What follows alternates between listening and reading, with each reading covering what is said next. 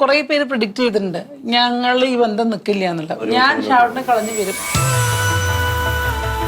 ഞങ്ങൾ സാമ്പത്തികപരമായിട്ട് വല്ലാതെ ഞെരുക്കുന്നുണ്ട്. ഞാൻ ഒരുപാട് ബുദ്ധിമുട്ടുകൾ സഹിച്ചു വന്നതാണ്. ഞാൻ 50 രൂപ ശമ്പളത്തിനാണ് ഞാൻ മിമിക്രിയിലേക്ക് ആദ്യമായിട്ട് വരുന്നത്. ഞാൻ ഒരാളുടെ വരുമാനം കൊണ്ട് മുന്നോട്ട് പോകും. അപ്പം ഞങ്ങൾക്ക് പുറത്ത് പോകണമെങ്കിൽ കാറിൽ വേണം, ടാക്സിക്ക് വേണം പോകാൻ. ടാക്സി എടുത്തോണ്ട് പുറത്ത് പോകണം. വല്ലാത്ത സിറ്റുവേഷനാണ്. കാരണം വെച്ചാൽ കാറിന് പെട്രോൾ അടിക്കണ്ടേ, അങ്ങനെ പൈസ പെട്രോൾ അടിക്കാൻ വേണ്ടി സ്വന്തം പണയം വെച്ച ദിവസങ്ങളുണ്ടായിരുന്നു. 2 നേരത്തെ ഭക്ഷണം 1 നേരം കഴിച്ച ഒരു ജീവിതം ഉണ്ടായിരുന്നു. ഉറുമ്പ് അരിമണി കൂട്ടുക പറയില്ലേ, അതുപോലെയാണ് ഞങ്ങള്. എൻ്റെ ലൈഫിലെ ഏറ്റവും വലിയ സക്സസ് അത് അഡ്ജസ്റ്റ് ചെയ്യാൻ തയ്യാറായ ഒരു ഭാര്യയായിരുന്നു. നമ്മൾ ഏറ്റവും കൂടുതൽ വിഷമഘട്ടത്തിലൂടെ പോയത് മാത്രമേ നമുക്ക് ഓർക്കാനുണ്ടാവും. നിങ്ങളുടെ 24ാമത്തെ വിവാഹ വാർഷികത്തിൽ നിങ്ങൾ 24 മാലയുടെ തൊപ്പിയൊക്കെ അത് ബാംഗ്ലൂർ മലയാളി അസോസിയേഷന്റെ പ്രോഗ്രാമായിരുന്നു. 23 ആണെന്ന് തോന്നുന്നു. 23 അവിടെ ചെന്ന് ഞങ്ങള് വലിയ ഇതായിരുന്നു, വലിയ ഷോ ആയിരുന്നു. അപ്പം ഞങ്ങൾ പെർഫോം ചെയ്യേണ്ട ഗസ്റ്റ് ആയിരുന്നു. അപ്പോൾ അവളെയും കൂട്ടി വന്നു. അപ്പം ഞാൻ അവരോട് ജസ്റ്റ് സൂചിപ്പിച്ചു, അങ്ങനെ പറഞ്ഞു ഞങ്ങളുടെ വെഡിങ് ആനിവേഴ്സറിയാണ് ഈ ദിവസം എന്ന് പറഞ്ഞു. അവരുടനെ അവരുടെ ട്രഡീഷണൽ രീതിയിൽ തൊപ്പി വെച്ച് മാലയിട്ട് ഭയങ്കര ഞങ്ങൾക്ക് ശരിക്കും പറഞ്ഞാൽ ഞങ്ങൾക്ക് സർപ്രൈസ്. ഭയങ്കര 25th കൂടുതൽ സർപ്രൈസ് അതാണ്. മക്കളെ നിർത്തിക്കൊണ്ട് ഞങ്ങൾ മാലയിട്ട്. അതൊരു അപൂർവ ഭാഗ്യം, എല്ലാവർക്കും കിട്ടാൻ ചാൻസ് ഇല്ലല്ലോ അല്ലേ?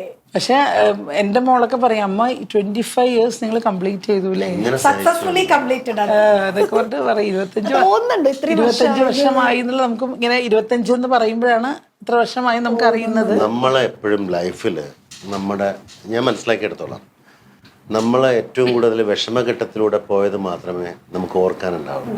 അയ്യോ ഇത്രയും വർഷമായോ എന്ന് തോന്നുന്ന എവിടെ വെച്ചാൽ നമ്മൾക്ക് വിഷമഘട്ടങ്ങൾ കടന്നു പോകുമ്പോഴാണ്. നമ്മളുടെ ലൈഫിലെ ഏറ്റവും ക്രിട്ടിക്കലായിട്ടുള്ള പല സ്റ്റേജുകളും കടന്നു പോയിട്ടുണ്ട്. ഞങ്ങൾ സാമ്പത്തികപരമായിട്ട് വല്ലാതെ ഞെരുക്കങ്ങളുണ്ട്. ഞാൻ ഒരുപാട് ബുദ്ധിമുട്ടുകൾ സഹിച്ചു വന്ന ഒരാളാണ്, ഒരുപാട് കാര്യങ്ങൾ. അപ്പോൾ അങ്ങനെ വന്നൊരാൾക്ക് എനിക്കത് ഒന്നും ഒരു പുതിയ അനുഭവമായിരിക്കില്ല. കാരണം എന്ന് വെച്ചാൽ ഞാൻ 50 രൂപ ശമ്പളത്തിനാണ് ഞാൻ മിമിക്രിയിലേക്ക് ആദ്യമായിട്ട് വരുന്നത്. 50 രൂപ ശമ്പളത്തിന് വരുമ്പോൾ ഞാൻ ബോക്സ് എടുക്കണം, കാര്യങ്ങൾ എടുക്കണം, മൈക്ക് സെറ്റ് ചെയ്യണം, സ്റ്റേജിലെ കാര്യങ്ങൾ നോക്കണം. എല്ലാ കൂടങ്ങളും നോക്കുമ്പോൾ 16 വയസ്സ് 17 വയസ്സുള്ളപ്പോൾ സ്റ്റേജുകൾ കയറി ഇറങ്ങിയിട്ട് ആ 50 രൂപ കൊണ്ടുപോയി ഭക്ഷണം കഴിച്ച് കഴിഞ്ഞാൽ വീട്ടിൽ പോകുമ്പോൾ 10 രൂപ കയ്യിലുണ്ടാവണം. അപ്പോൾ വീട്ടുകാർ പറയും നിനക്ക് വേറെ വല്ല പണിക്കും പൊക്കോണം, എന്തിനീ ആവശ്യമില്ല എന്ന് പറഞ്ഞ് മിമിക്രിയെ ഭയങ്കരമായിട്ട് അവർ ക്രിട്ടിസൈസ് ചെയ്യുകയും അവിടെ നിന്ന് തുടങ്ങിയ 50 രൂപ ശമ്പളത്തിൽ നിന്നും 100 ആവുകയും 150 ആവുകയും ജീവിതം കെട്ടിപ്പടുക്കുകയും ചെയ്ത് ആ ഒരു കാലഘട്ടത്തിലൂടെയാണ്. അപ്പോൾ എനിക്കത് വലിയ പോലല്ല. അവൾ ജീവിച്ചത് അവളുടെ സിറ്റുവേഷൻ, അച്ഛൻ എഞ്ചിനീയറാണ്, 2 ആങ്ങളമാർ, എല്ലാവരും വളരെ പെറ്റായി നോക്കുന്ന ഒരു പെൺകുട്ടി എൻ്റെ ജീവിതത്തിലേക്ക് വന്ന് എങ്ങനെ അഡ്ജസ്റ്റ് ചെയ്യും എന്നുള്ളതാണ് എൻ്റെ ജീവിതത്തിലെ ഏറ്റവും വലിയ എനിക്ക് ആ സമയത്തുള്ള ഒരു ടാസ്ക് എന്ന് പറയുന്നത്. ചേട്ടൻ പറഞ്ഞായിരുന്നു ചേച്ചിയോട് ഇങ്ങനെയൊക്കെയാണ്.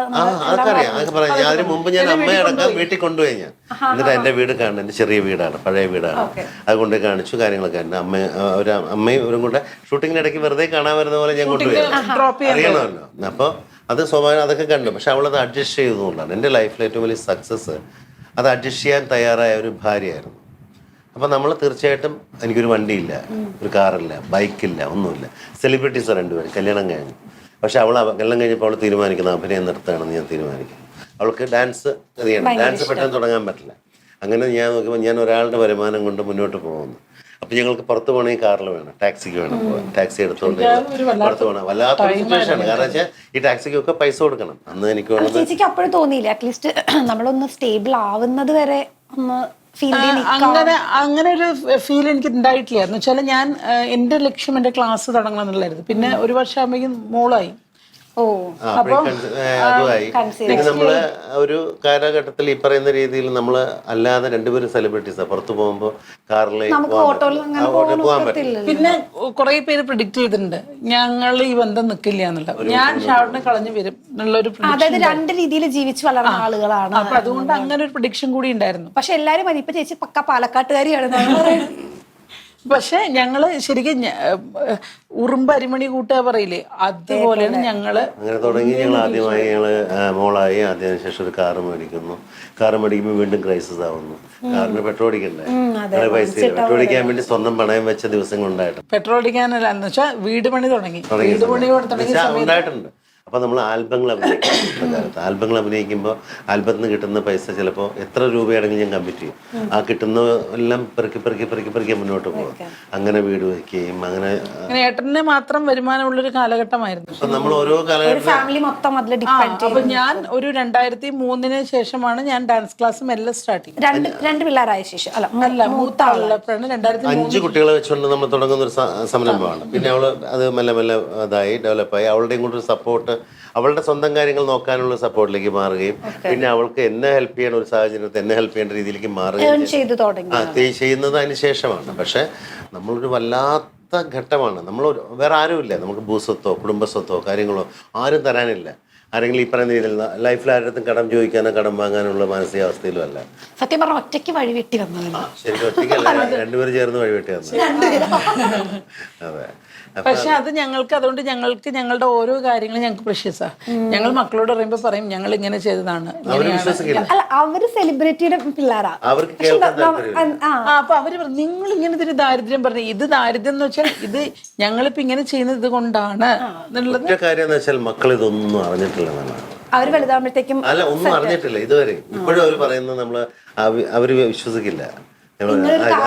അതായത് നമ്മൾ ഈ പറയുന്ന രീതിയിൽ 2 നേരത്തെ ഭക്ഷണം 1 നേരം കഴിച്ച ഒരു ജീവിതം ഉണ്ടായിരുന്നു എനിക്ക്. ഞാൻ മ്യൂക്രി കിടക്കുന്ന സമയത്ത്, അതായത് എല്ലാ ദിവസവും പ്രോഗ്രാം ഉണ്ടായില്ല. അപ്പോൾ 2 നേരത്തെ 1 നേരം ഭക്ഷണം കഴിക്കും.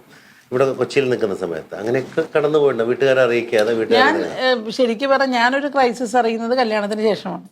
മനസ്സിലായി. കല്യാണം വരെ ഞാൻ അറിഞ്ഞിട്ടില്ല. എന്ന് വെച്ചാൽ വീട്ടിലെ അച്ഛൻ എന്ന് പറഞ്ഞാൽ എല്ലാ കാര്യങ്ങളും അച്ഛൻ ചെയ്തു തരും. അങ്ങനെ ഒരു ഇതായിരുന്നു.